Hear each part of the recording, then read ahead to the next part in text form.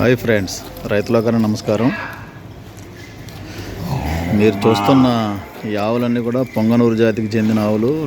రకరకాల ఆవుల్ని మేపుతున్నారు. ఎవరైనా ఫామ్ హౌసుల్లో ఆవుల్ని మేపాలి అనుకునే వారికి ఈ వీడియో ద్వారా ఆవుల కోసం ఎలాంటి ఏర్పాట్లు చేస్తే బాగుంటాయని తెలియడం కోసం అని చెప్పి ఈ వీడియో చేస్తున్నానండి. ఇది ఎవరైనా ఆవులను పెంచాలనుకునే వాళ్ళు ఫామ్ హౌస్లో ఆవుల కోసం ఇటువంటి ఏర్పాటు చేసుకోండి. ఈ రకంగా ఏర్పాటు చేసుకుంటే ఆవులకి సౌకర్యంగా ఉంటుంది. మీకు కూడా చూడడానికి ఎవరు వచ్చినా కానీ బాగుంటుందండి. ఒక గోశాల, మంచి గోశాల తయారు చేసుకున్న ఇది ఉంటుంది. చూడండి ఎలా ఉంటుందో చూపిస్తాను.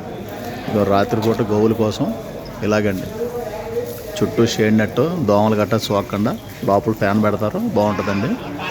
ఈ ఆవులు అటు ఇటు పోకుండా గత్తర చేయకుండా చుట్టూ మెస్ నీట్గా.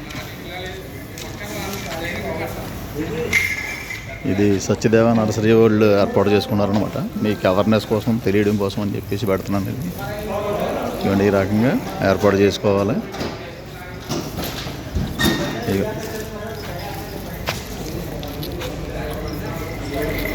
చిన్న ఆవులు, మంచి మంచి మేలు జాతి ఆవులు కొన్నారండి వీళ్ళు.